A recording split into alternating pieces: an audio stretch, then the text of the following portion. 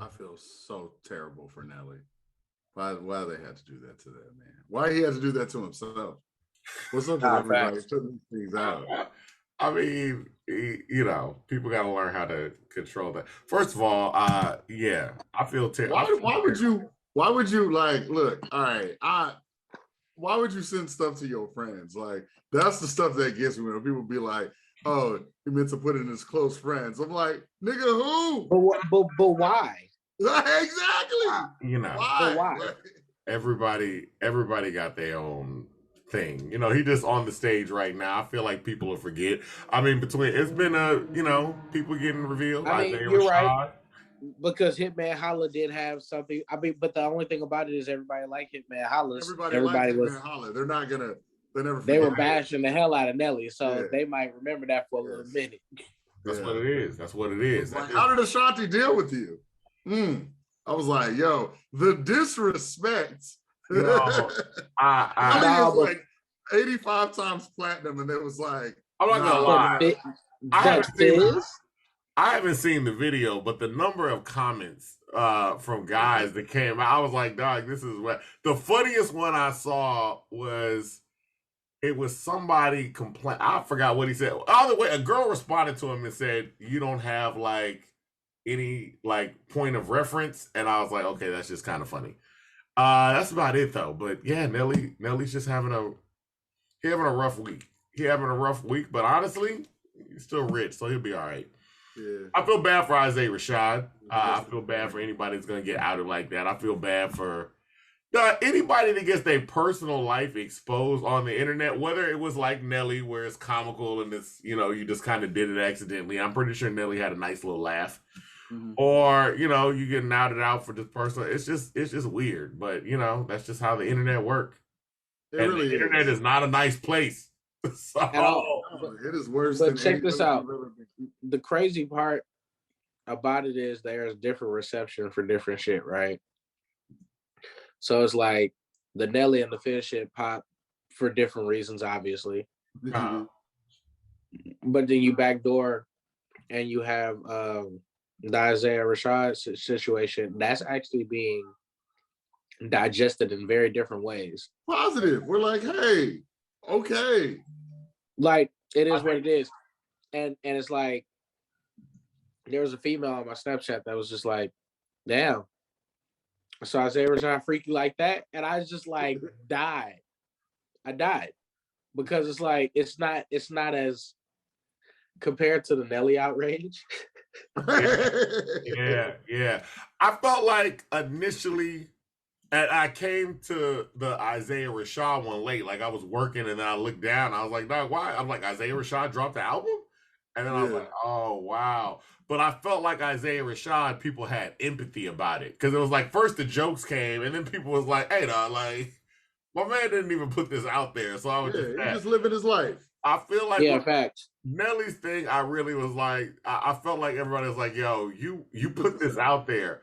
And when you do stuff on, there's always the first one person is being outed. The other person is just, you put a video of your dick out there. And, it is what it is. Backfired. Okay, Nelly? Like, it backfired. I don't think it backfired for Nelly. I'm going to tell you right now, I feel like Nelly's life has not changed at all. Like, that's it. I was like, yo. Well, it's changed. It hasn't changed drastically? No. No, I don't think. You got to realize. I don't think it changed at all. People used to look at Nelly like a sex symbol. That's going to turn him into a laughing stock. I'm about to say, no matter what he does, people be like, you have to have all the muscles. There's going to be a punchline. It's always going to be there. Like, it happened to Joe Budden. He hadn't lived it down either. Like, no matter what. I think he lived it down. That's why I'm saying that shit went away. It's always a topic of discussion. You can live through it. You ain't going to die. Yeah, that's what I'm saying. I'm about to say. I feel like Nelly is still with the same women that he was with the whole time. So it is what it is. Like, it's not, I don't think it's going to even ruin his day. I don't think he's thought twice. You know what? I'm sorry. He was being interviewed at the time when he found out. So there is a video. It's him and Kevin Hart. I'm pretty sure they're promoting Real Husbands of Hollywood. And Nelly looks at his phone And he goes, uh-oh. Right in the interview, he goes, uh-oh. And he kind of leans towards Kevin Hart because I know he wants to show him. And then he just kind of laughs. That's it. I was like, yeah, that's yeah, it. And the people that were recording it were basically like, yo, this was the height of when it started trending. Like, he saw it. So he's on video seeing that moment in real time. You know, it happens. It happens. Shouldn't have filmed himself like that, man. Don't film nobody going down, down, baby, Yo Street in a Range Rover. Well, maybe a 9mm. But it is what it is. Once again. How long did you have that one in the tuck? How long? Off the top of this. Oh, okay. Nah, he looked like he been holding on to that one. That was. I felt like you had that one like down, baby. I'm just that damn good. Okay. That's all it is. Okay. And speaking of being that damn good, it's because I've been forever the Highway 6 God. And there is a point of me being the Highway 6 God where there are people that, you know, was talking down on my city, Sugarland. Now, our next guest, all right, might have did that at some point, but we'll get there later, all right? Okay, he's one of these people that has learned a lot from being a second generation artist, if you will. He's the son of OG Style, Houston legend OG Style, say his name, with the song Savage streaming right now. He's a rapper, singer, father, graphic designer, gamer, teacher. He's good people all around. Person that should have been on the podcast a long time ago, but we got him now. Cam Sinclair.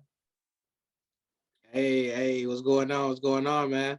What's happening? What's happening? How's it going? Oh man, it feels great. Feels good to be here finally, to be able to chop it up with you guys. You know what I'm saying? Been a long time coming, Avery. It has been. My bad. You know.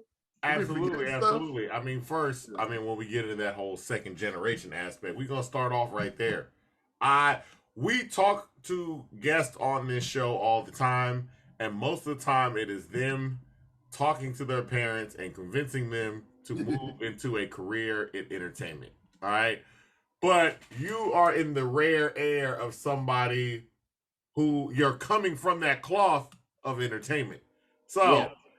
First of all, let's talk about growing up and your father. At what point did you realize, oh, my dad is he's a somebody? I didn't. It never like it didn't register to me until people would be like, you know what I'm saying, like my mom Dukes used to manage him. So she helped in the very beginning of my career. So I started meeting a couple of people who actually knew him. And then I started meeting more people from that generation. And it's like, you know, we always refer to them as the old heads and everything like that. But it's like, there are people legitimately that are like 5 years older than me, 10 years older than me, that know my pops, that, you know what I'm saying, know Rap-A-Lot music enough to go back to I know how to play them, you know what I'm saying, to catch them slipping, you know what I'm saying, to sitting in the Harris County jail, you know what I'm saying. So it's like, classy. So, you know, it's like, it didn't hit until I was old enough to understand exactly, like when I had finally gotten into the industry is when I actually understood, okay, people actually know my pops. Like, that's what's up. Okay.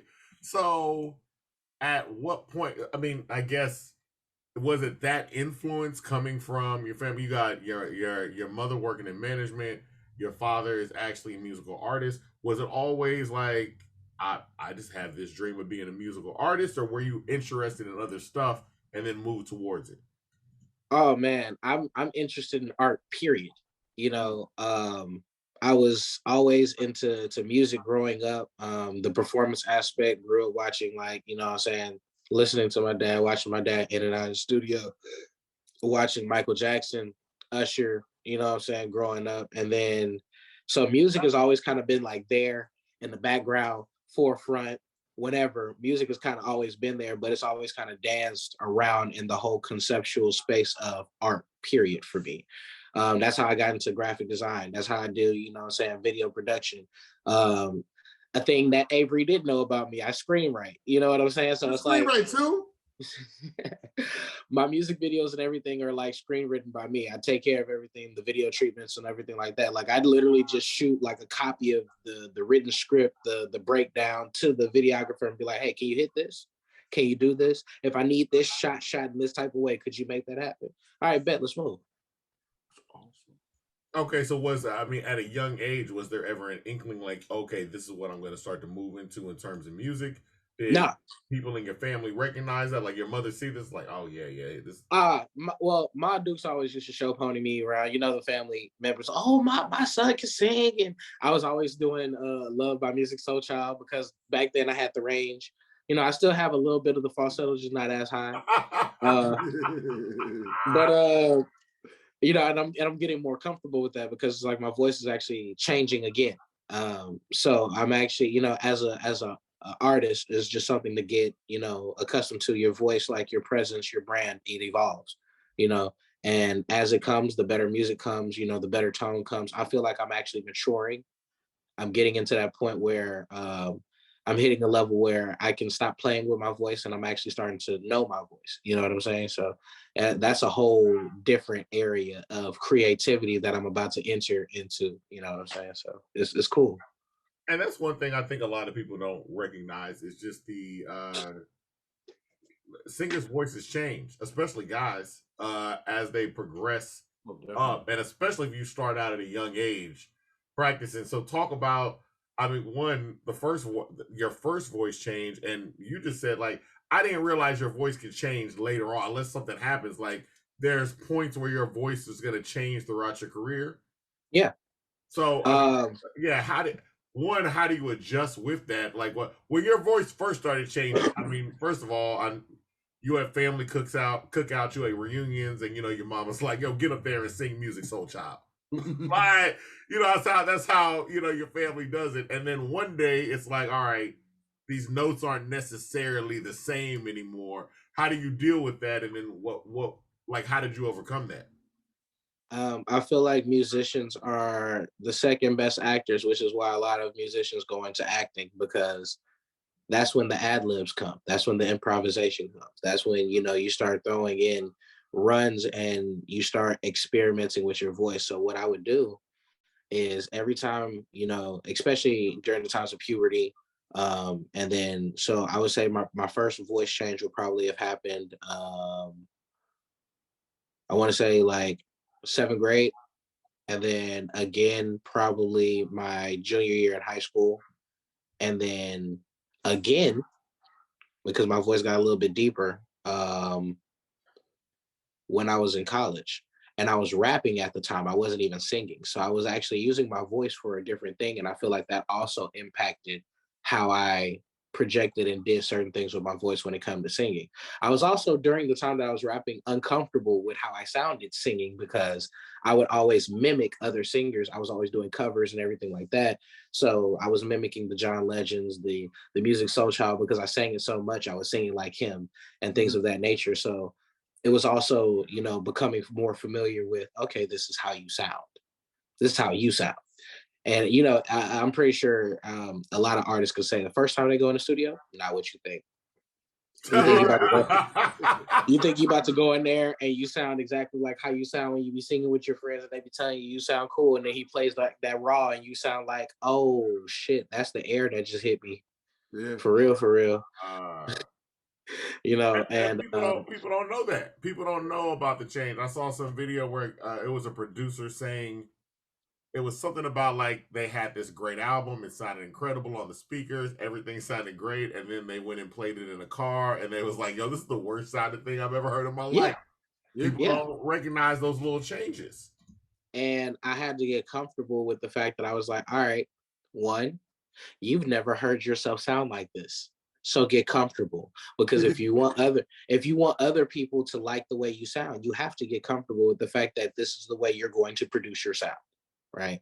So I had to get over how I sounded in the studio. It was just like, yeah, you're not going to sound like these people because you don't want to. You want to have your own sound. And, you know, so I think it was my engineer who discovered it. He was like, dude, you know, you have your own signature run. I said, really? He's like, I've been around singers my entire career. I work mainly with singers. You have a very distinct run. And I didn't realize exactly how many times I do it. I actually do it in quite a few songs. And it's because of a specific influence, right? I'm about to make you guys laugh. Goofy movie. No. Talk about Powerline. I'm about to say Powerline. Tevin Campbell.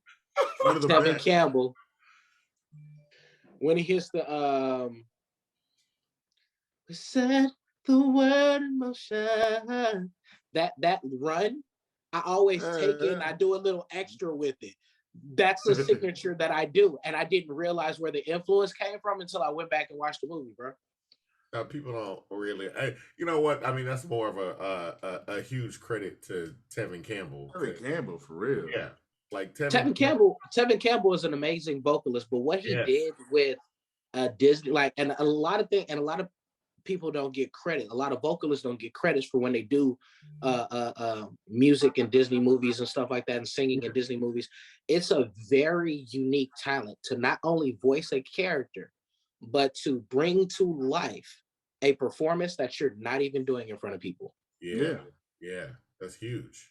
And it's huge. And what he did with Powerline and all those songs that he contributed to that movie. You know, we got to talk about the fact that how influential that movie was on music, period. Like music today, when you talk to so many people, they bring that movie up, and you're the first I've ever heard that's like, no, my run straight from that movie. Yeah. No, for real.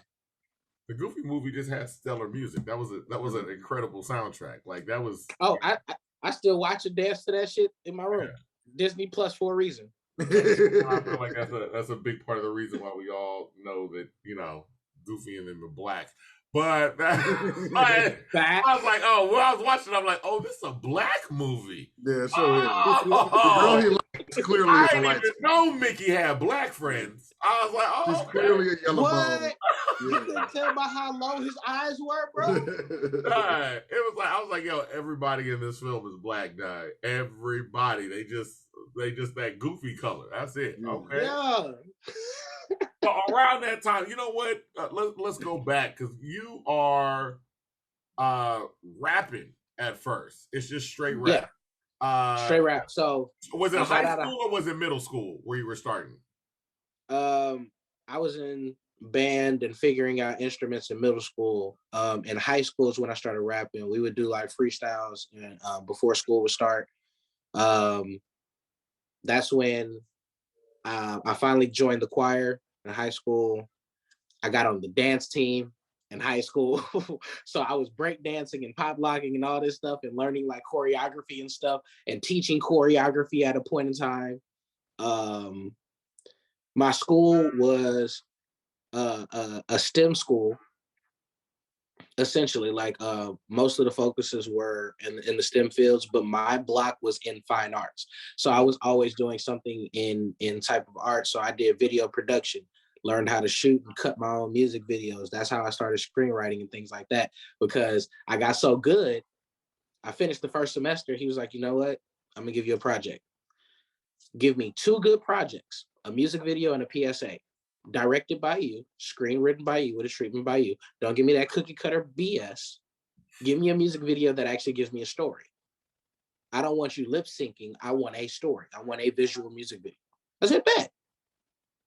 I gave him 2 projects that year and got a chance to do whatever I wanted to do for the rest of the year, because I was that good. Because I was that good at it.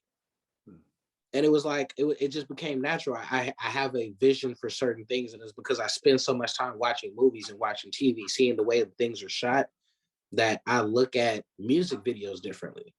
I look at music videos the way that they used to be shot, where, you know, you would occasionally have the person singing, but you have like a background kind of movie kind of scene kind of deal going on, where it's like they're doing something that's actually transit. It's not just you and your homeboys dancing in the middle of the camera and you rapping your song and doing it like that. Even rap songs had storylines in the back of their music videos. Brenda's got a baby. Storyline. I'll do you one better. What was that song?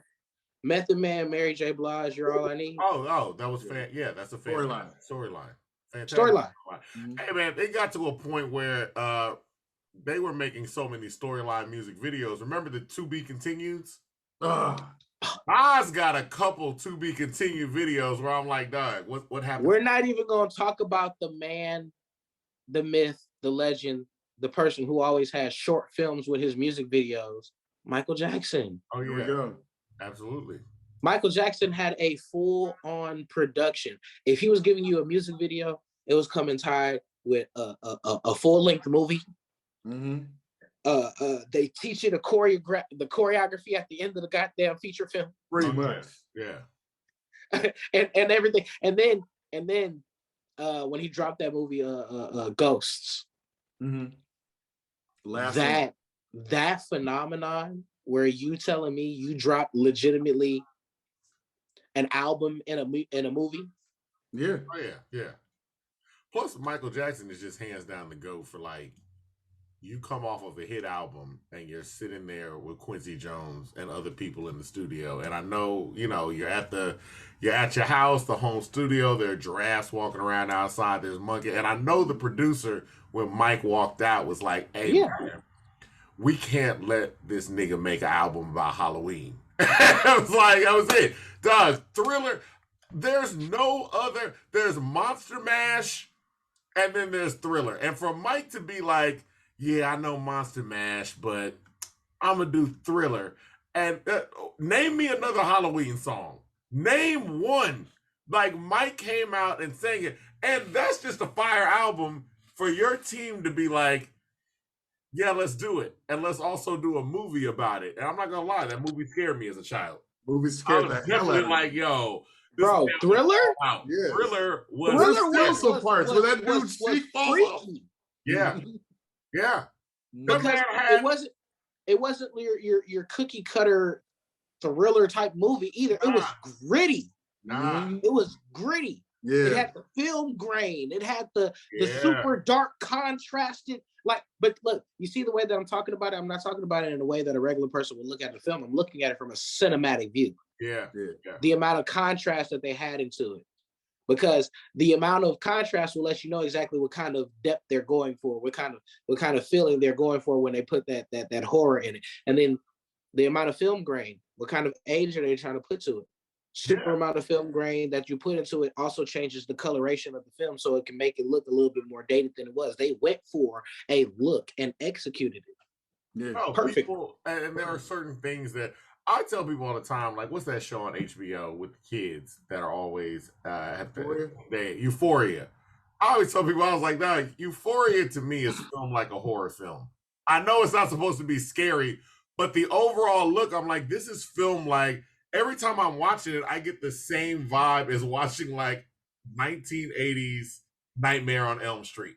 Like, because I'm waiting for something. I was like, dog, why do I feel like something? I'm like, I felt like something dangerous was about to happen in that last scene. And I'm like, I was like, nigga, I feel like this motherfucker about to kill somebody. Like, I'm like, the way it's lit, all of it. It's this character named Nate, bro. God! Right? and he riding around the city with the hoodie down, but the way they shooting him, he got this like menacing look from an angle when the hoodie is down a certain way. And I'm like, oh, but then they changed the angle and you realize they still got him cuffed up. The different angle didn't change anything except for make you confirm the fact that this nigga got a menacing look. So it's like, it's constant, consistent, and very detailed filming to get that approach. And half the time he not even about to do it because he be bitching out on a lot of the shit. But it's the fact that he gives off such a threatening presence. Yes. Right? That it also communicates the proper message that it is, which is a lot of these toxic, masculine, holding their nuts, thinking that they're supposed to have every female and everything like that, the way we used to think. Yeah. That shit is scary to women. Oh yeah. Because we have a certain way of carrying ourselves that is threatening. And then when you see it from a different perspective, because it's like you're not seeing it from the fact that it's a first person point of view, so you're actually missing the outside look of how you look. You're seeing it through another person's eyes, and you're just like,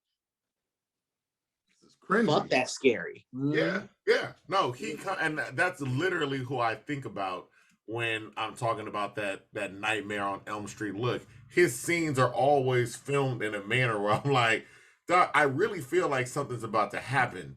He popped up in Old Boy's apartment twice. Yeah. Not once, Why are y'all doing spoilers? Oh, my bad. Spoilers. If you watch Euphoria and you listen to this show, if you haven't seen it, just wait for you should stop him to listening click right on that now. light. Okay. Like this is the question I have for anybody who's ever shot, written, wrote a horror film, thriller, what have you. What is your fascination with having motherfuckers waiting for people in their own homes? Like, what is the fascination with somebody turns on their light, there's somebody just looking like, you know, I just feel like that is the ultimate. It's like, you know what? Because it's not just horror films. It's also like gangster films.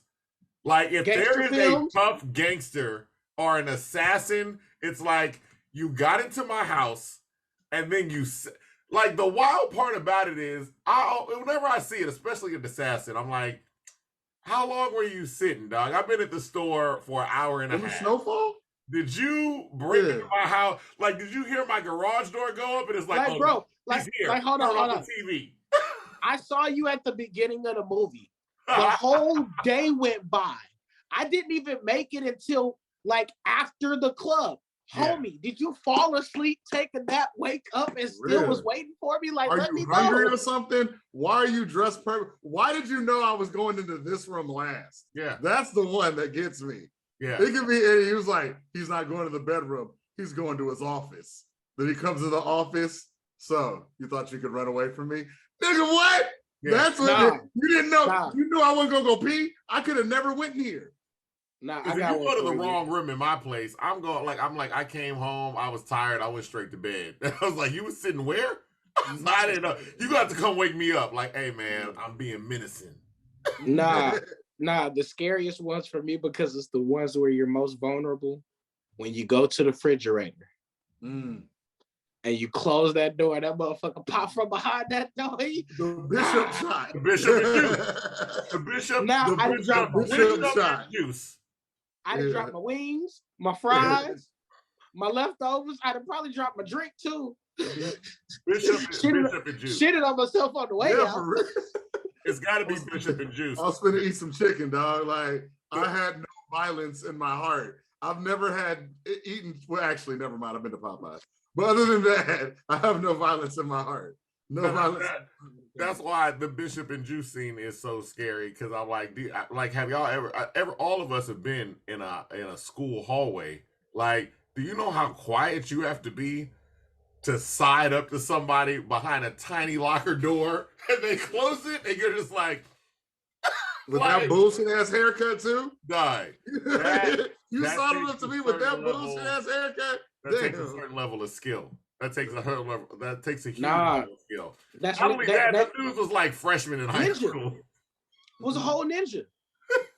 Like whole ninja. Yeah. That was it. I was like, it does seem like a ninja name too. We could talk about this all day, though. Wait. Yeah, we are supposed to be doing an interview about you and not talking about you, Cam. Euphoria and Bishop. But again, watch Euphoria, watch Juice again. You know, fantastic shows. Y'all doing an interview about me. These are all the things I like. So people getting a chance to know me behind the me. Okay, so you're in middle school, high school, rapping. This teacher gives you this project, and then. Is that what prompts you to be like, all right, I'm just gonna what starts to flip to be like, I'm just music soul child. I just want to sing. Like, okay. What makes that change? I think once somebody said, I was in college at the time, and I had just finished putting out a mixtape, and somebody was like, hey bro, you got all these skills that you learned in school. You make your own covers. Like your song covers and stuff, you do all of that by yourself. I was in, like I said, I did Photoshop, everything when I was in high school. He was like, dude, you learned everything you needed to learn to pretty much be your one-man team in high school. He said, you don't really need anybody to do this. And it was also the dude who was letting me use his studio at the time. His name was Nick. I went to school with him. He was like, bro, I ain't gonna charge you an arm and a leg to use my studio. I'm gonna just record you because I like the way you sound, bro. Like let's get in here and do work. But you're a one-man team, bro.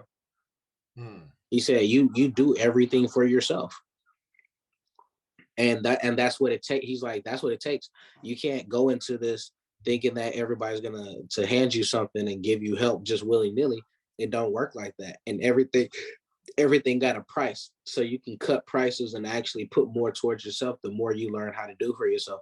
Dude, if I knew how to produce, I'd be a dangerous motherfucker. But I study the game in a different way. I might not know how to produce, but I know the way I want certain things to sound, certain instruments to hit the beat. If I was with a producer, I have made beats with producers because it's like, I need that sound to be like, not that one, not that one, that one. I need that one to run. Like I can tell you exactly where to place it.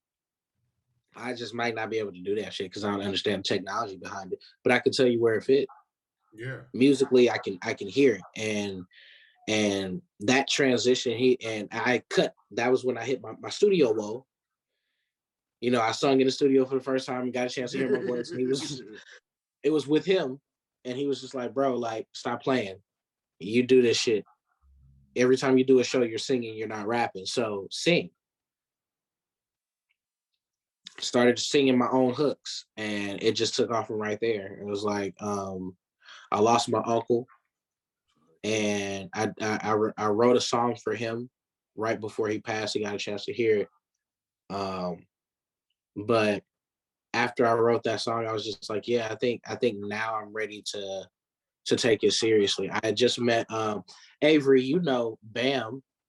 Of course. Yeah. You know Bam. Yeah. Bam is the homie. My Baby cousin, yeah, Baby O. My cousin had introduced me to him at the time, and I had been working with him since.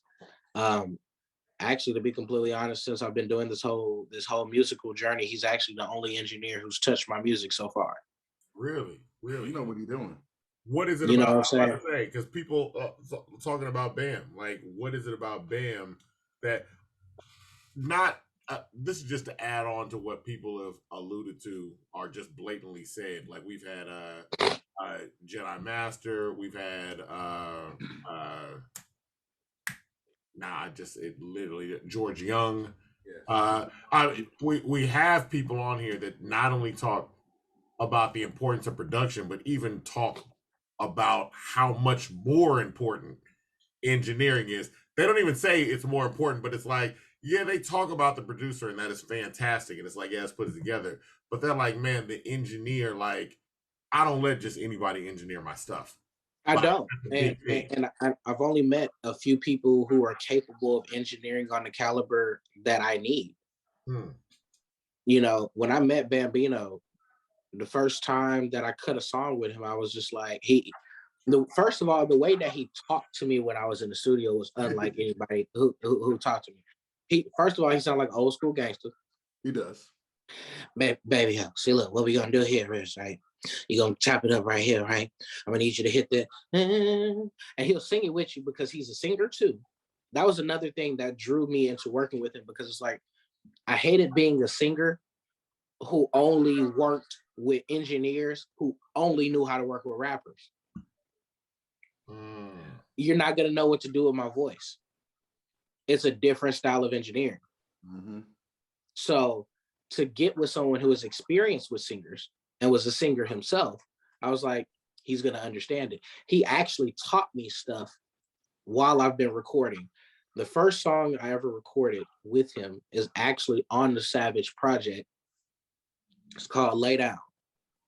It's the first singing song that I ever recorded and released, and Bam recorded it. If you take that song and compare it to a song like Chasing Waves, that's the progression, because the projects that have been released, Savage from back in November 13th, back when we did the Radio and Press Junket, all the way to the joint that I'm about to drop on Monday, Valentine's Day, called Lover. It's a project entitled Lover that I'm about to drop. Those songs, both projects, are a culmination of 5 years worth of work that I've done with Bam. 5 years worth of work. I've just been sitting on music waiting for a time where I was comfortable enough to say, I got my feet wet enough in the city. I had a couple of residencies. I got my name around. Got nominated a couple of times for some local awards. I've done Broadcast Houston.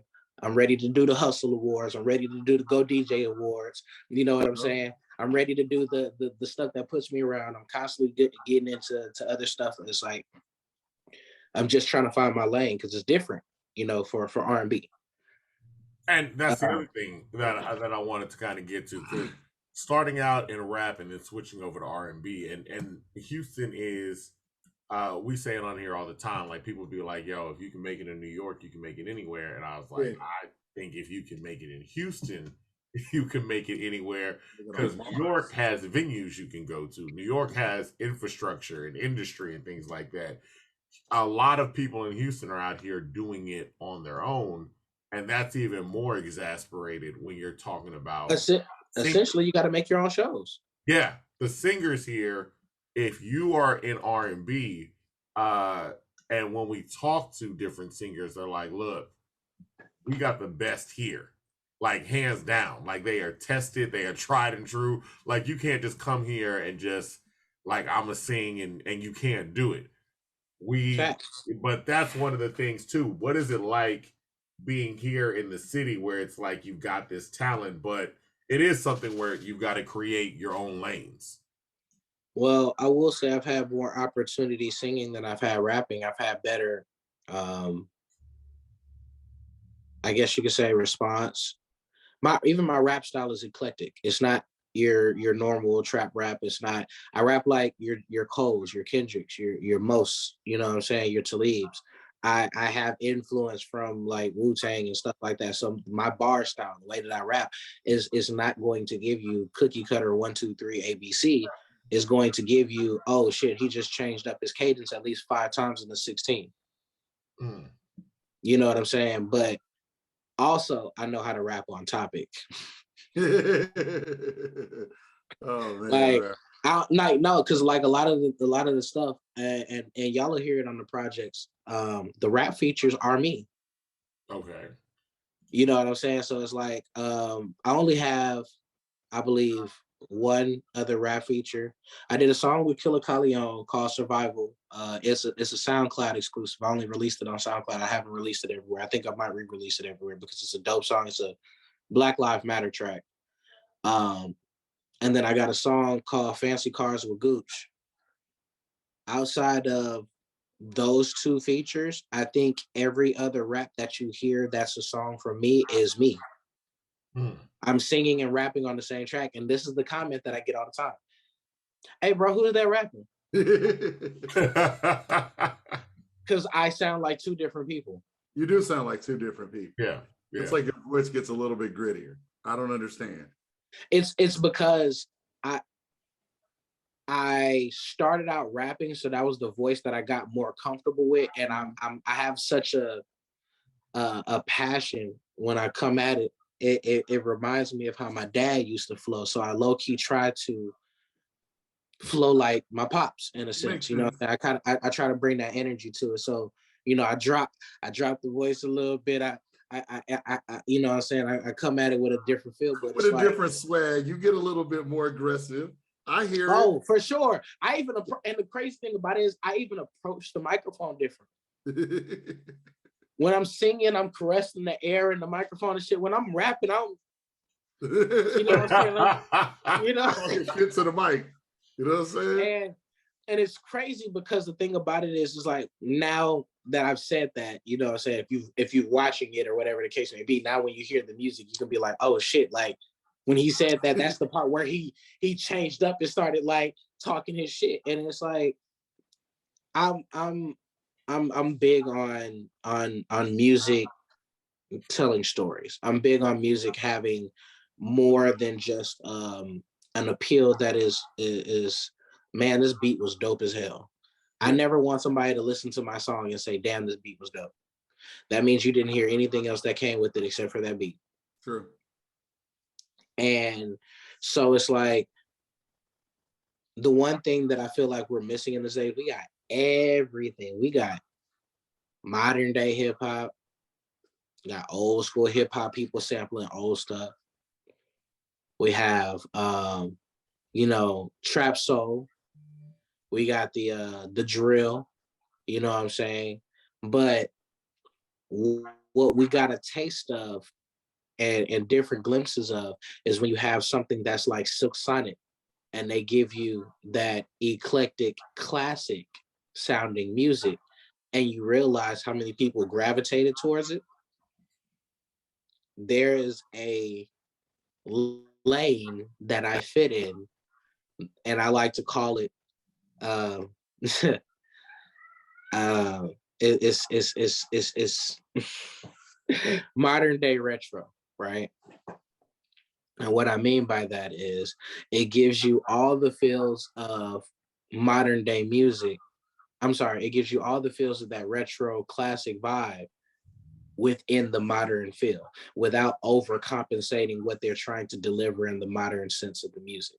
So it's like with Silk Sonic when they did Smoking Out the Window and you know what I'm saying, they didn't go so far back where you could be like, you could definitely put them in and be like, damn, that kind of gives me feels like a Gladys Knight and the Pips, or you know what I'm saying, kind of the OJs type feel, but it's still so modern. It's modern from the way that it's presented to the way that they took the style of musicianship, but they paired it with the songwriting with the approach of a modern thing. So whenever I'm rapping, you know what I'm saying, I say a new school kid with an old school flow, because that's essentially what it is. I'm in a modern world, but I have a retro way of presenting my art. And it's beautiful because it's the beautiful combination of both. And it is a beautiful combination of both. Now, since you've been doing this for so long, what was it like being in the studio with your dad then? Being in the studio with my dad was frustrating. I always wanted to make beats because I always wanted him to rap to something that I did. He only did it one time, but it was cool. But I also wanted to hop on the mic. Like there would be plenty of time, be like, man, I could rap too, Dad. But no, I never took myself seriously though, to be completely honest. I always just loved the experience of sitting there and watching, just how music came to be, watching people actually go through the process. Like my dad didn't just go to the studio to rap his track, he'll write it in the studio too. And a lot of people, I feel like a lot of people, especially indie artists, we get into this whole thing of memorizing our stuff in the studio sessions and stuff like that because we're so clinched for time and everything like that. Yeah. That's another reason why I have so much respect for Bambino. Bambino's like family, bro. Like, and I mean this because he's the only dude in the industry that has me so comfortable enough to where he has Cam Sinclair and Cam in the same studio session. That is hard to do. Not a lot of people can be themselves in a studio session, right? We're so busy being the persona. We're so busy being the artist, we forget to be ourselves. Dude will he'll be like, look, all right, we getting ready for the session, but before we get started with the session, give me a couple rounds of Mortal Kombat. What's up? I start my sessions, every session, with a couple of rounds of Mortal Kombat playing Bambino. Who's your player? No, Scorpion and Sub-Zero. Always. Are you one of them? I'm classic. Okay. You transporting. You one of them. I'm classic. I've been playing Mortal Kombat since Super Nintendo, bro. I'm classic. I've been playing Mortal Kombat since Super Nintendo. I'm a Liu Kang Kung Lao. This is me. Okay. The thing about it is, I dabble in Liu Kang Kung Lao, but I'm the ninjas all day, bro. Okay, I feel you, bro. I used to play my brother in Super Nintendo. He's cheap. That's why. He got that little flying kick. He got that. I'm about to say he flying kicked your ass the whole time.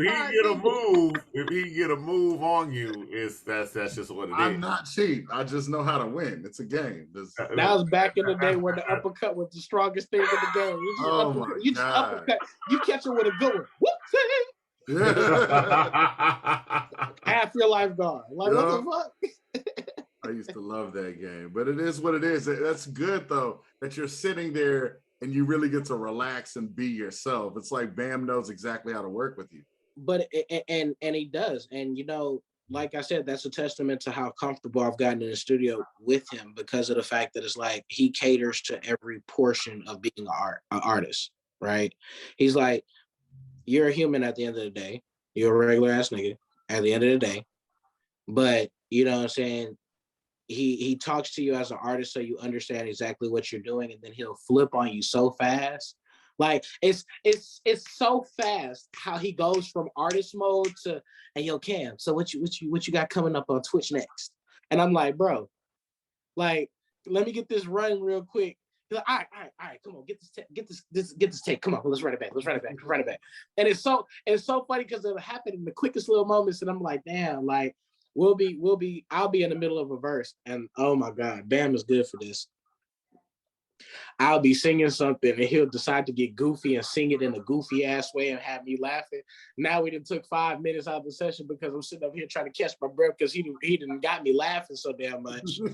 That's good though, man. Don't let me go to a session high. We'll never get past the song, never past the first verse.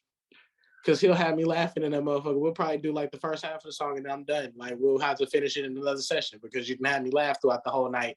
Yeah, but I like it. You know what I'm saying? He gives me the creative freedom to experiment with my artistry, and he guides me in a way to increase the value of what I do.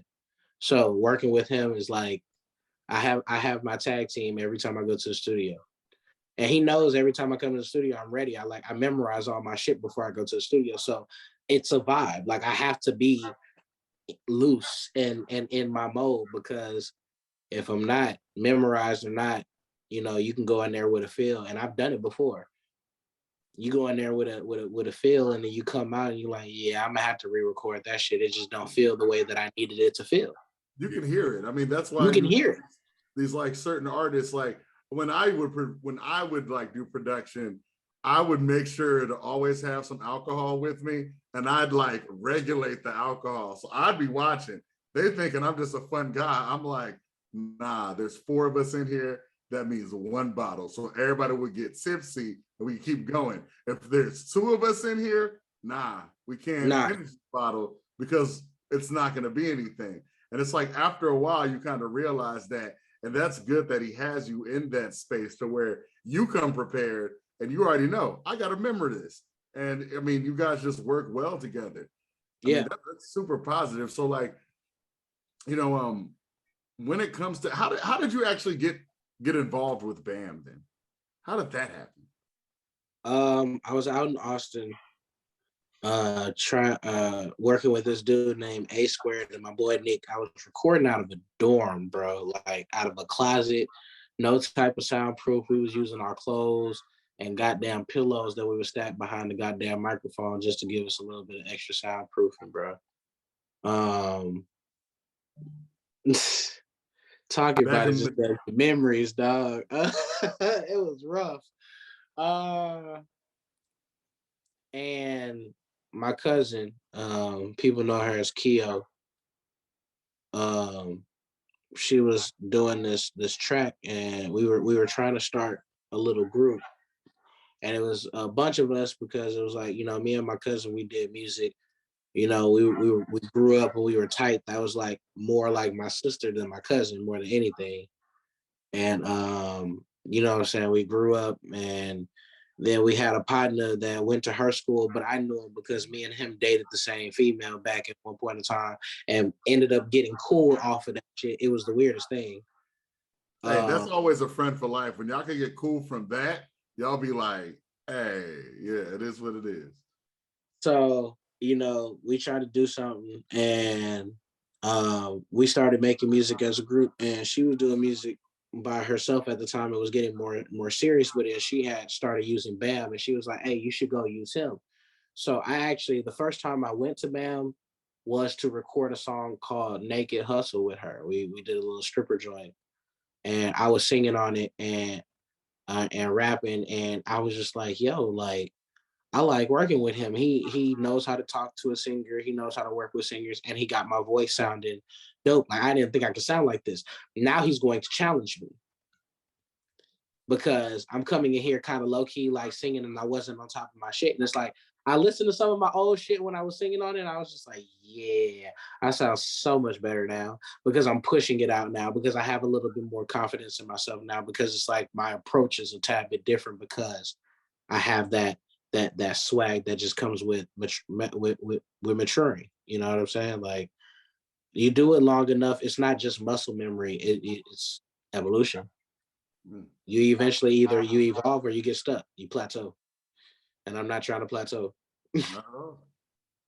I mean, with you got a variety of talents. So we're talking about Twitch, we're talking about screenwriting. So we got gaming, we got screenwriting, we have singing, we have rapping.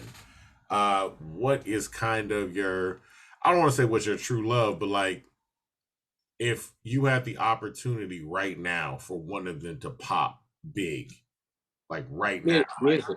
it's definitely gonna be the music. No hesitation. And music, no hesitation. Because I mean, like, and the funny thing about it is, my biggest dream isn't even to be the biggest artist out. I want to be in the Songwriter Hall of Fame. I want my stuff to be recognized for the fact that I've written hits, not just for me, but for other people. I want to contribute not only to music from an artist standpoint, but from a writing standpoint. It's so much more to music when you can contribute with your pen, because anybody can sing a song, anybody can read lyrics and sing a song, but somebody had to write that song. Somebody's conscience had to write that song. Somebody's genius had to compose that song. Anybody can sing an amazing song, but not everybody can write an amazing song. So my thing is, I want to be a songwriter more than anything. The artist is my way of expressing it sometimes, because sometimes I can't shop all these songs out, so I got to do it my damn stuff. And you know what? I sound damn good, so I'm gonna keep on doing it. There you go, brother. That's what's good about it, man. Thank you so much, Cam, for coming out or staying in, as I say. Where can they find you at, Cam? Oh man, I'm everywhere. Like I say, Cam Sinclair, I'm everywhere. Now check this out. Funny thing about it is, my name, I hated my name, right?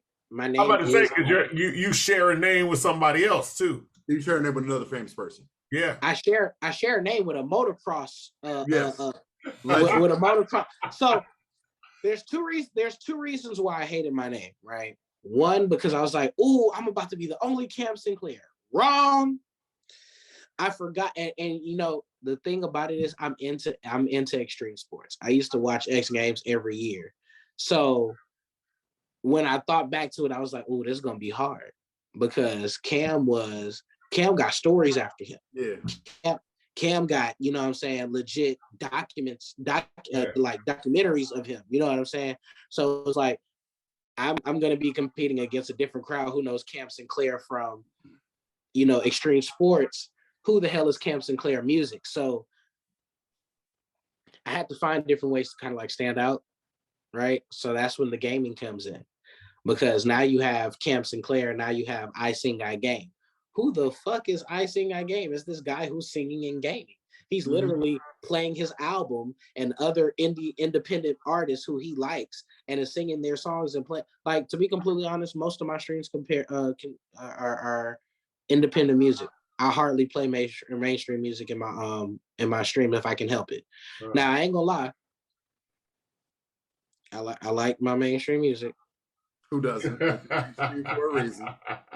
Nah, because I started thinking about a specific artist, but I'm not gonna say it because it's a lot of scrutiny right now. The baby. I be sticked up and blinked up on the screen sometimes. But shit. But anyway. But yeah, nah, I mean, I feel like I'm coming more into my artistry, which is the reason why interviews with you guys like this is so much more important, because I want the people to see every facet to me. So music is the main focus. Music is the main love. And you guys can find me everywhere. Cam Sinclair Music on YouTube, so you don't get confused with Cam Sinclair, the Extreme Sports. Make sure you put music. I'm the only Cam Sinclair Music. That's the reason why I can say Cam Sinclair. I'm everywhere, because if you go to streaming platforms, I'm literally the only Cam Sinclair on streaming platforms. Yeah. But everywhere is Cam Sinclair on TikTok and on TikTok, Twitch, and Twitter. It's I Sing I Game, and those are the places where you get all of me. Even Snapchat, I'm I Sing I Game, because I want you. I Sing I Game is my way of connecting everything that I love, and not just focusing on it. So you get a bit of Cam Sinclair, you get a bit of Cam the Gamer, you get a bit of, you know what I'm saying, what I do in the artistic life. You get me and my son being crazy, because now my son is a gamer, so I done got him on the Switch playing goddamn Mario Kart and stuff. So, you know, y'all about to be seeing a lot of me and Lil Man playing games. I'm letting y'all know right now. Yeah, that's good. I'm letting you know right now. Me and you. Nah, because I'm low key. When he get older, I'm gonna ask him if he want to do what Daddy do, because he like being on the camera. Like he'll literally come jump. Like he'll watch me on stream, so like on the iPad or whatever, just so he can jump in the camera and watch himself jump in the camera. Oh, that's so cute. And I'm like, well, if you like seeing yourself so bad, just do what Daddy do. Yeah. Nah, but yeah, man. I started doing Twitch because, you know, it's also something that connects me with my pops. You know what I'm saying? 3 things that connects me to my pops: the fact that me and him do music, the fact that me and him share the same birthday, and the fact that me and him share the love for playing video games. Right? My dad used to beta test for PlayStation, so I used to play all the games for PlayStation before they would even hit the stores. Oh wow! So like the NBA Streets, the MLB, the shows and stuff, I was playing them before they was hitting the streets and stuff. You know what I'm saying? And so I've always loved video games. Yeah. I have a trauma bond with video games too, because they helped me get through a lot of stuff, and they were my coping mechanism, but we're not going to talk about that, because so is music. That's why music and game, that's the reason why I came up with I Sing I Game, because those are like my 2 legitimate releases. Yeah. If I'm not singing, I'm gaming, and if I'm not gaming, I'm singing. I Sing I Game. It's not just the name, it's a lifestyle. That's what I be telling people. But you know, Cam Sinclair allowed me, the name Cam Sinclair is a derivative of my real name. I hated my middle name. My middle name is Sinclair. I decided to use my middle name as my artist name because, 1, it helped me like my name. 2, because Sinclair actually has a specific meaning, which is, you know what I'm saying, it has like a regal meaning, you know what I'm saying? The name Sinclair actually means something. So I wanted to actually stand behind my middle name. And, you know, on top of the fact that the only time I used to hear it was when I was in trouble, I wanted to like also hear it, you know, when people like my name. And I was like, shit, you know, everybody was like, Cam Sinclair, yo, that shit sounds fly as hell. And I was just like, you know what? I'm gonna just roll with it for a while and see how long I can roll with it. And I've just been Cam Sinclair since, and I love it, man. To be completely honest, I have a name for my rap persona too. You know what I'm saying? If you ever hear me, oh my bad, I just got the low battery because I'm using my phone. I gotta put that back on the charger. We want to know. The rap persona name? Yeah, what's the name? Okay, so Cam Sinclair becomes Mac Woods when I'm rapping. Oh yeah? Why that name? Well, it's Cam backwards. Look. So it's the other side of me. Don't do that. Don't do that. Don't look at me like that. We already got a beat. All right. You the first person I banned from Sugarland. I'll ban you again, nigga. Don't do that. No, don't talk to me like that. No, I didn't look at you like that for a reason. Like I was just it was funny the way that I said it, and I had to stop and think about like, damn, like I really said it like that. Like, yes. Yeah. You my backwards. boy. Obviously, it's my name backwards.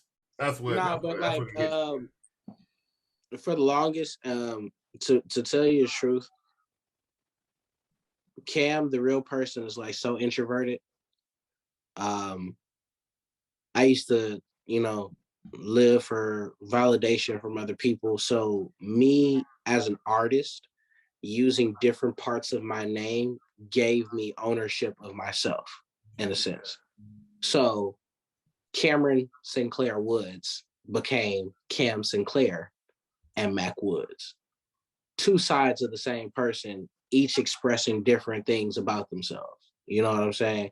And, a lot of people probably say, damn, this nigga probably talking like he got split personalities. No, low key. Beyonce and Sasha Fierce is a thing. Beyonce knows 24/7, but Sasha Fierce is who she is on stage, and she taps into a whole different energy. And that's what it's like. It's like when I'm Cam Sinclair, I tap into a whole different energy. When I'm Mac Woods, I turn into a whole different person. When I'm Cam, I'm just Cam. I'm your regular old-fashioned gamer dad, teacher, coach extraordinaire, goddamn. The voice. Cam Sinclair, he can sometimes come to Sugarland. I don't know. Mac, nah. No. Van's never been lifted. He can never show up. Nah, Mac a whole different dude, man. All right, so what's your favorite game though? Like, that's what I wanted to know your favorite game, and I also wanted to know, since we found out your dad was beta testing, what was his favorite game? Me and my pops love baseball, so he loved to beta test the MLB The Shows. It's actually one of my favorite games to play. But my favorite game to play right now is Marvel's Avengers. And y'all gonna have to tell me where I can find this podcast, because I gotta clip this part so I can post it on my social media, because it's actually the main game of my streaming channel. I finally got up to 400 followers on Twitch, which is hard to do. Congrats! That is super hard, man. You're gonna have 401. You're gonna have 401 because I'm a follower. 402. I like to find black people that do Twitch. Like, that's why I was like, yo, it's difficult. So check this out. I did that in a matter of 6 months. Hell nah. 6 months? Dude, I started okay, so like I woke up one morning and I was just like, it's 4:20.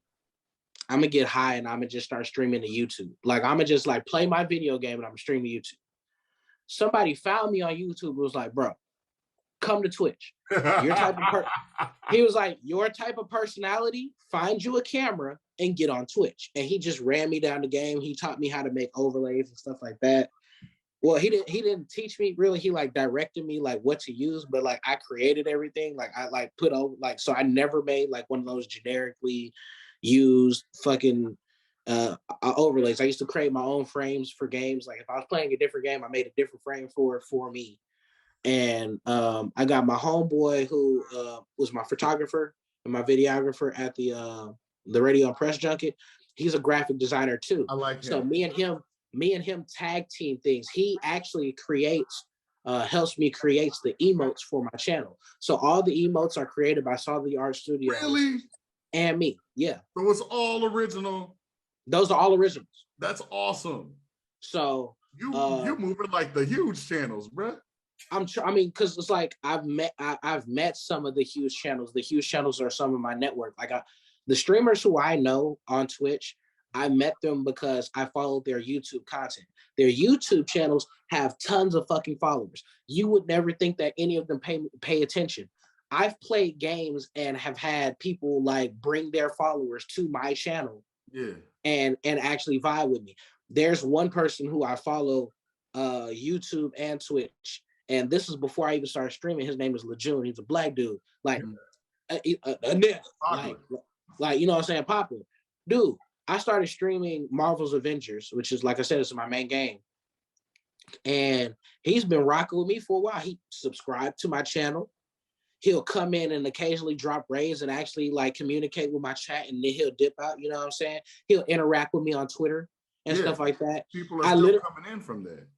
And then the thing about it is, I've found a way to take two things that I love and they still help each other out. So where I still have the gaming, because I call myself I Sing, I Game. Well, shit, you really be singing? Oh yeah, let me plug y'all to my music. My intermissions are my music videos.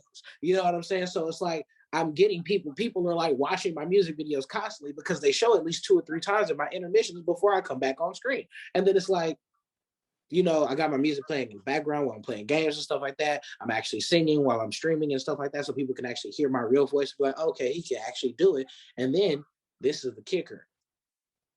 When the streamers follow you on Twitter and they see your music updates and they give you free fucking shout outs. I don't have to, what? Pay promotion where? Exactly. Now he's showing all of his people.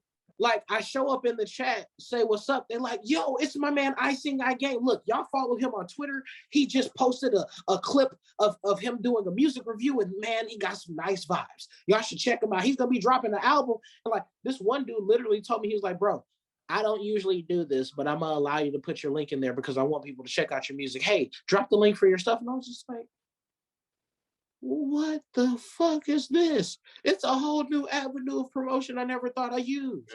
Yeah. Because Twitch is it's just an in-depth community. Like the people, it really is. The people that are successful at it are really well connected to their fans. Are the people that are interested in them. As a matter of fact, we're gonna have to talk to you because we're over here trying to develop a Twitch channel as well. So we're gonna talk to you about because I'm somebody on Grand Theft Auto. I'm nobody in real life. Oh, this guy. You wanna know something funny? One of my favorite Twitch streamers is actually T-Pain. T-Pain has a great Twitch channel. He's entertaining. Yeah, T-Pain is funny as all get out, but it's not the fact that he's just such a comedian. It's him. Yeah. That's what a lot of people don't realize is like seeing T-Pain on Twitch is like removing the veil of seeing T-Pain on BET and MTV because we see a certain side of him when he's performing and doing these interviews. When he's on Twitch, he be bearing his soul. He be bearing his soul. You be seeing him make music, and you see his creative process. You see him play games and completely nerd the fuck out. You see him like spaz on games like Fortnite and shit. Like bro, T-Pain is a funny ass, regular ass guy, and I think that's the thing that I love about Twitch. Because even my homeboy said to me, he's like, bro, my kids think you're somebody famous because my son likes your song. And he's like, oh, his song is on Apple Music. He's famous. Like, for some kids, like your music being on streaming services, like, oh shit, like everybody can listen to it. So he's somebody. Like, it's like, no, it's as simple as sending your music in, but we're not going to tell you that. I feel like, because kids are like old people. Because I feel like old people, you know, if they see you on YouTube, they assume that you are everywhere. So our dad be asking where the money is. Oh well, I know you got money because you're on the YouTube. It's like you know anybody can upload to this. Exactly, and he was like, bro, like hold on. He called me on FaceTime. He was like, you see, this is my friend. I play games with him all the time. He's like, bro, I literally have to tell them I know you. They don't believe that I know you because they really think that you're a famous person. They don't think I know famous people. Like, I'm like, But I'm like, bro, like I'm like, tell them I'm just a regular guy. Like, I'm not that big yet. I'm getting there. We working on it. You know what I'm saying? But, which is positive because, like you say, Twitch is a place where the cool is removed, and I don't think that there's like any place on earth that's like that because you're playing games. Because Instagram, the cool is like that facade that I hate it. Like when people put that on, and I'll be like, nigga, I was with you. You didn't do any of that. Like the coolest when people think that they walk in slow mo. Twitch don't have that. That's why I like T-Pain. T-Pain be looking nappy in a white beater, playing his games, talking about and it's streaming. There's no editing on Twitch. There's no editing. Yeah. There's no filters. There's no scripts. Mm-mm. This is all off the dome. This is me interacting with people who are watching me. By the way, shameless plug. Y'all make sure y'all follow me on Twitch. I sing, I game. It's just like the iPod. It's a little I, big words. You see it? Little I, big words. I sing, I game. It's not just a name. It's a lifestyle. We do this. But man, look, when I say it turns gaming into making it like a podcast, I literally have fun because not only do I like talking about the games that I'm playing and I interact with a community who knows, other information. I'm playing a Batman game. I got somebody in my comment section giving me info from comics and shit that I didn't even fucking know, but it's good to have in the chat because now we're starting conversation. Yeah. You know what I'm saying? I've had people not even talking to me. They use my chat to talk to each other. But it's great because I love seeing the interaction with each other. It's like the dudes had like a full link. I'm playing a new game I ain't never played before. They're helping me, but having a full-blown conversation in my comment section. Yeah. My community is amazing. They'll share it and tweet it out and watch the notifications pop out. The one thing I am working on is sound alerts. Don't fret.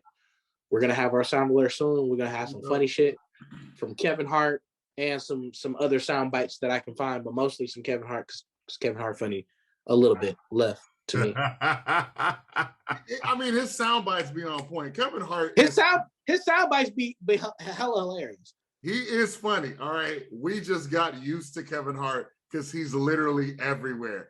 I wouldn't be surprised if like a cousin died of mine and I went to the funeral and Kevin Hart was like, "All right, everybody, we here today." Like, damn, Kevin Hart, like.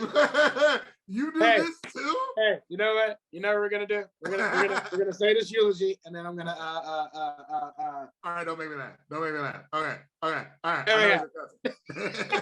That is Kevin. I thought I had gotten tired of Kevin, but then I saw that commercial for the Real Husbands of Hollywood, and I was like, no, it's still funny. Also, Kevin Hart was in that one Netflix movie, and that wasn't supposed to be. It wasn't funny. It was like a drama. It was a drama. It was fantastic. But have you seen? I was like, yo, and it was believable. And I don't know why it was believable. I saw that man choke out a man that was twice his size, and I believed it. I believed it. His feet were off the ground, and I was like, fight, Kevin. Fight.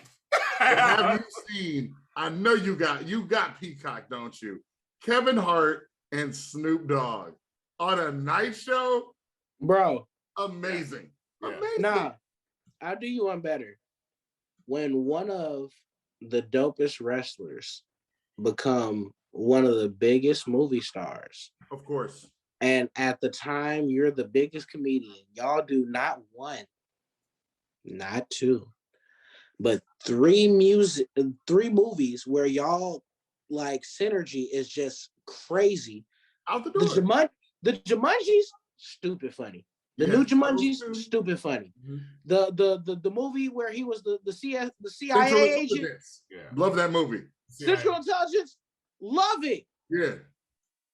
They need to just work. It's funny to see them both. Like Kevin Hart comes from this, Dwayne Johnson comes from this, and then boom, I'm like, all right, so if him and what's his name? The old whatever, the fake black guy, don't work out on Fast and Furious, have a spinoff with Kevin Hart and The Rock. Like, I mean, Kevin Hart and The Rock. I watch him. Oh my God! I just realized who you were talking about when you said fake black guy. What's his name? You were talking about Vin Diesel. Yes, there you go. Yeah. Oh my God! It took me a second. I was like, the fake black guy. I said Terry Crews. My life a quarter. I'm like, what are you? I know what The Rock is. I thought you were talking about Terry. I thought you were talking about Terry Crews for a second. My bad. That guy. Wow. So look, another thing that got me was how funny these wrestlers are, right? I never realized how funny The Rock was. Like, The Rock is actually fucking hilarious. But you know who else shocked me? Who got HBO? No. Oh yeah. I know you're talking about Peacemaker, that fantastic show. Yeah. Peacemaker. That's the thing, though. Brilliant. I can't watch the intro Peacemaker is without doing brilliant. the dance. Like What's Peacemaker is fantastic. What's funny to me is how y'all don't realize how these dudes do like improv.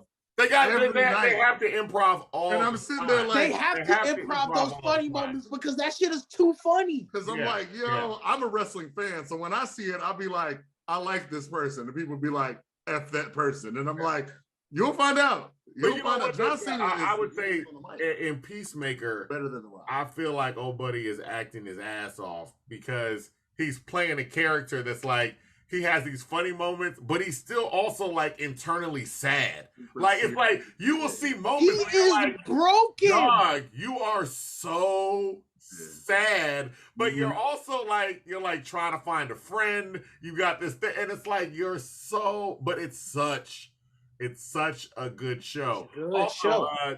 DC, stop making Batman and Superman movies. Like we get it, they're always great, but stop it. Like develop your other characters. Like Jesus, Peacemaker is fantastic.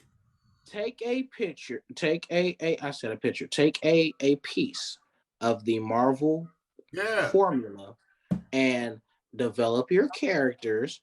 Release their solo origin something movie, and then bring them together. Sorry, you know what? Justice League should not have been the first time I saw Cyborg.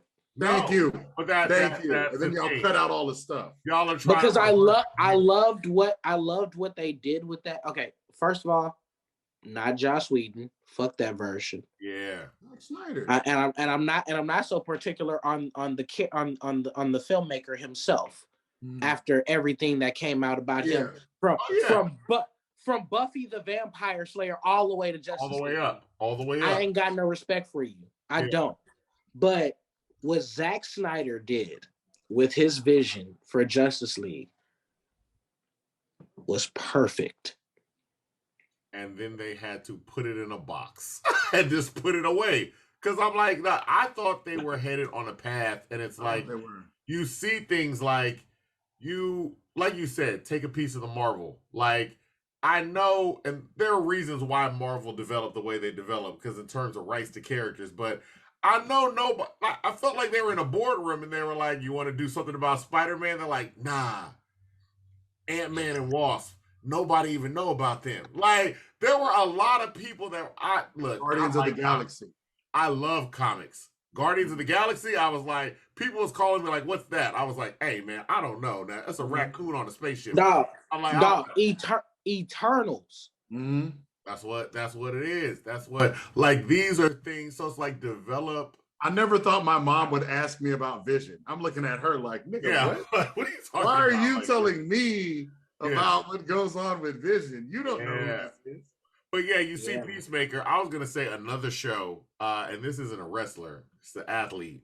He's one of the... There's a show on Netflix called Murderville. Yo. They give, like, the guest... It's basically, there are a police duo, and they're solving a crime. But the guest star does not have a script. Yeah, doesn't even figure it out as they go. Dog. Marshawn Lynch is hilarious. Like, every time I see him do something, I know he's hilarious, but they invited a bunch of comedians. Like, they got Conan O'Brien and all this stuff. Marshawn Lynch is hands down one of the funniest people. I'm so glad you reminded me when you said comedian. I'm so glad you reminded me. So T.I. is a comedian now? Yeah, he's a comedian. Well, you know, he stands up and he talks. I'm gonna say anybody can be a comedian if they funny. I haven't seen T.I.'s act. Now, if T.I., I haven't seen it. I haven't. And here's the thing. Here's why I know it's not funny.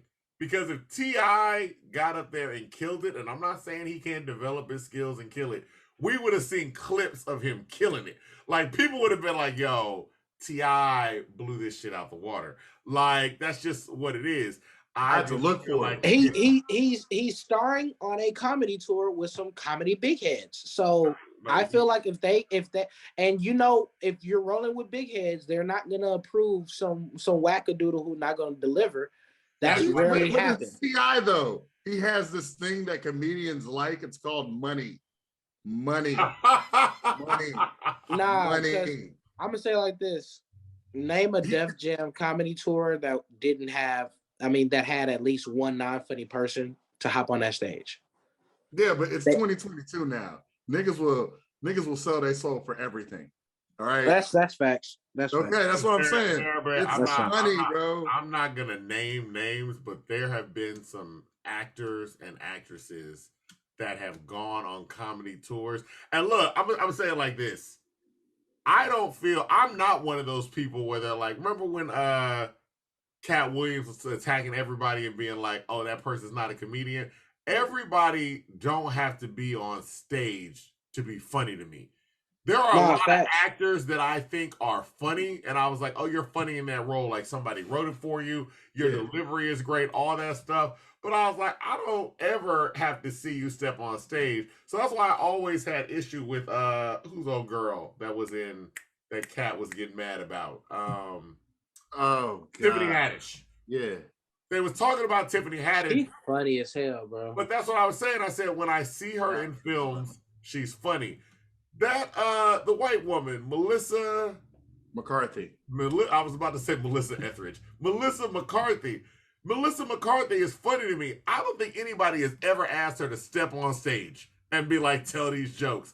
I was like, nah, man, just do your funny stuff you do in the movie. Some people are meant to be funny on screen, and others are meant to be funny on stage. You can't get mad because you're funny on stage and not on screen. And they be trying to figure it out. They try to figure it out. And somebody said, Tiffany, here's $1.3 million. I'll do it.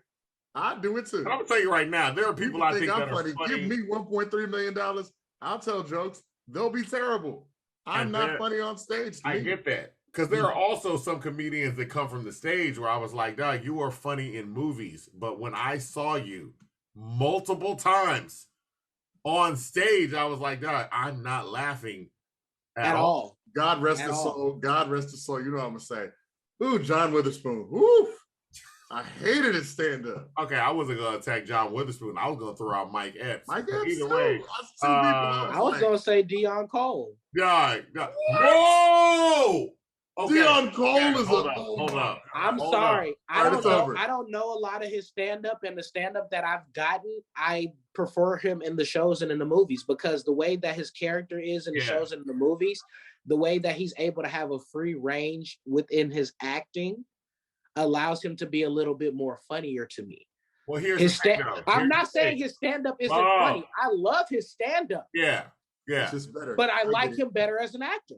No, I like him better as an actor too. But Dion Cole also has two different versions of stand-up. Like there's overweight Dion Cole early in the beginning with the notepad, but then like I'm sorry, out of shape Dion Cole. But new Dion Cole, even that joke about you got like 20 summers left, that hurt. Yeah. That hurt me. That shit hurt. I was like, oh. Remember when people had faith in you? Like, damn, they had hope. Now after your 30s, nobody got hope for you. You know who else? You know who else comedy hit different these days? Who? Chappelle. All right. Hey man. Because you're an adult now, you go back and watch Killing Them Softly, you be like, damn. Hey, man. I don't know what's going on with Chappelle. I'm very interested in seeing. I see him on the clips of him speaking out against the affordable housing. The affordable housing. In this area. Now, I want to give him the benefit of the doubt and be like, yo, maybe there's something behind this, but nothing's been explained. And, the clip doesn't look good. And it's really giving the vibe of, I mean, look, there are a lot of people that we like and we see them come up. When they cross that billion mark, when they get that money, they'd be like, I am a Republican. Let's be honest. Your life different. I don't know what I'm gonna do. But he said it when Obama got voted in. He goes, nigga, I just got this money. You want me to give it back? Yeah. Like, no, I was like, it is what it is. Yeah. Nah, man, it's bad out there, man. It's bad. It's bad out there. If I got $1 billion and there's affordable housing coming near me, I'm Republican that day. I'll say it now. My thing about that, if you got $1 billion, first of all, I with people like that, I'm like, dog, you're not even here that often. Like, what do you mean? Like, this is only one of your houses. Also, who's running up on you? You have like guards. I'm gonna do what you did. Let's bring it on back. You did ask me what my favorite games were. Oh yeah, that's right. Because Thank you. You know what? Well, we could talk to you for a while. So let's get these games. We'll close out because the next time you see us, we're gonna be on Twitch. Look at this. Look at it. You see it. You see it. Look at the screen. You see all of us? You're gonna see us again on Twitch. So tell us your favorite games. Favorite games. I have top 3 right now. Avengers. And by the way, all of these I play on PlayStation 5. You heard it, damn it. I got the 5. Oh, okay. Fancy. Really just gonna drop your nuts like that? Damn. Fancy. I had to because, bro, trying to stream on the PlayStation 4. Huh. Choppy. See, this is what we're gonna we're all gonna have to talk because you know what I'm saying I want to know all the ins and outs. Yeah, facts. I touched the PlayStation 5, my whole life changed, dog. Like, and I've been like, when I say I've played games, like, okay, y'all gonna look at me and think I'm weird because they're gonna be like, you're gonna look at me and be like, how the fuck did you ever touch these systems? Don't worry about that. Just know that I've touched these systems. I'm gonna ask you off camera. I've played Atari. Oh yeah, yeah. I've played Game Gear. Okay, great. I've played all the Segas, the Genesis, the Dreamcast, the nothing hits like the PlayStation 5. Of course not. That's right. Because it's everything from hold on, wait. Before you get there, have you played Xbox Series X? Don't do that. Okay, so about the PlayStation 5, right? Right? Where I was, right? The vibration is even different. It's not vibrations, it's haptic control. You don't just feel the vibration like in a regular action game. You feel the vibrations when action is happening, like explosions and shit. Nah, bro. You feel everything from this motherfucker's footsteps to like, and it pulsates through the controller. Like you can feel when somebody is running in the game. They have it tuned to give you a different feel when you're holding the triggers. They're adaptive.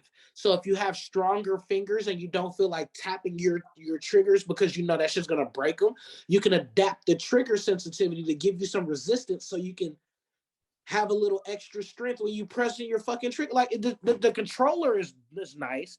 The system is nice. 60 frames per second. Like, okay, first off, PC gamers have it the best because they stream in like the best quality.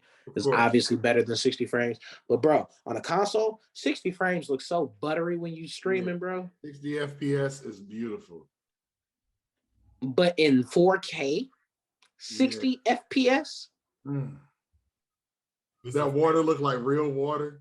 This is a fantastic advertisement for PlayStation. Dog. PlayStation, like when I say my whole stream chat, like I literally got probably like a good 100 followers when I switched from PlayStation 4 to PlayStation 5. I did a whole big stream and everything. We're gonna do the unboxing today. Tomorrow's gonna be my first day on goddamn PlayStation 5. And I loaded it up and it was like, bro, it's so much clearer now.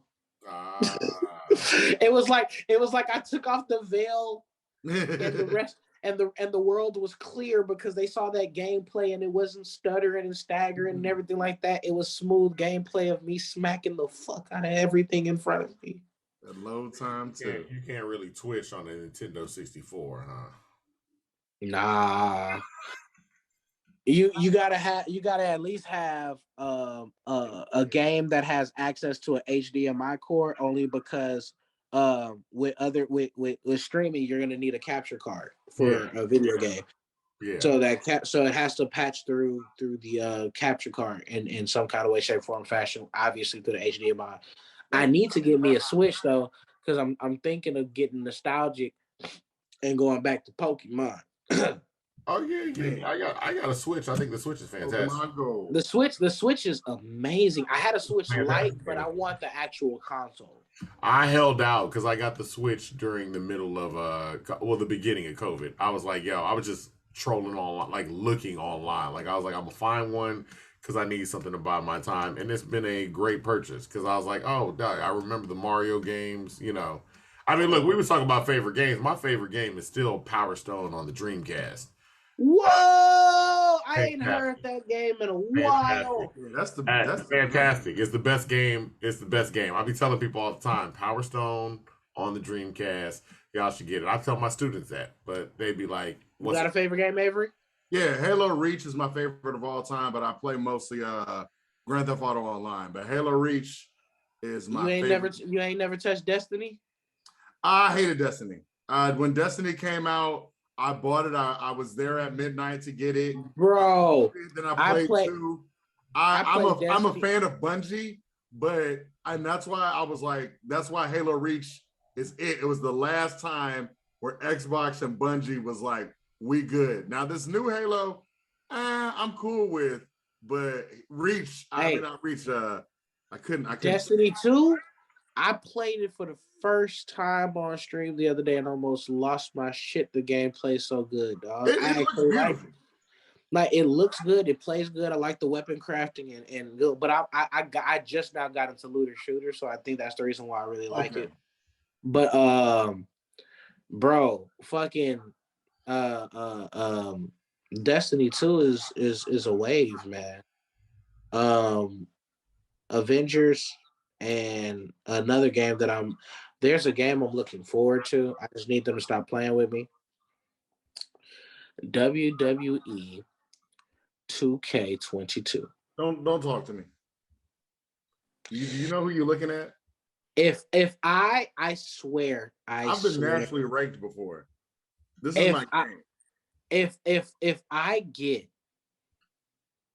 the key campaign for WWE 2K22, that is gonna be like the legitimate first milestone of me being a streamer. I swear to God, I ain't gonna play no other game in my life. Until they make the next one. I will play 2K22 until 2K23, all the way until I can't play no more 2K. That's how I play. That's how I already got it ordered. The NWO pack. Fucking right. I'm ready. Fucking right. It comes out in March. I'm ready. I'm ready. Did you see the actual gameplay reveal though? Of course. I watch like 85. I'm a wrestling nerd. I watch everything that has to do with wrestling. That defense got me interested. That defense got me interested for sure. But they're bringing back GM mode. That hasn't been around since what, 06?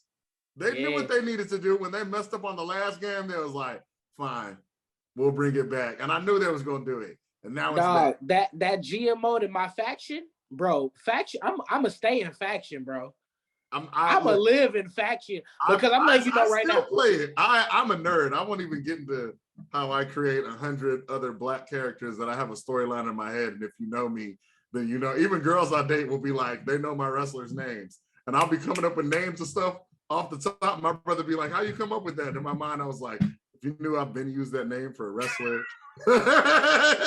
Dog, the funny thing about it is Mac Woods was actually my wrestling name. I called myself Mac the Wolf Woods, and I always had him coming out. Well, we can talk to you all day about this. Once again, where can they find you at, man? Y'all can find me on Instagram, official Cam Sinclair, Twitter, I Sing I Game, TikTok, I Sing I Game, Twitch, I Sing I Game, and just Cam Sinclair, just everywhere. You did. That's what it is. Thank you so much for, staying in, because that's what you're doing right here. Yeah. This is, we want to thank you for just showing up. It was awesome. I have been Avery, like a very nice guy. All right. My brother there, Just Devon. Yay. That is me. All right. And you know where you can find us, but you can find us both at My Humble O on everything, on all stuff. And also, we're on YouTube, we're on Twitch, we're on everything. If you put it in My Humble Opinion podcast, you'll find us. Humbly yours, in My Humble Opinion. H-Town, it's too sweet. H-Town, it's too sweet. Too sweet. You get it. You get it.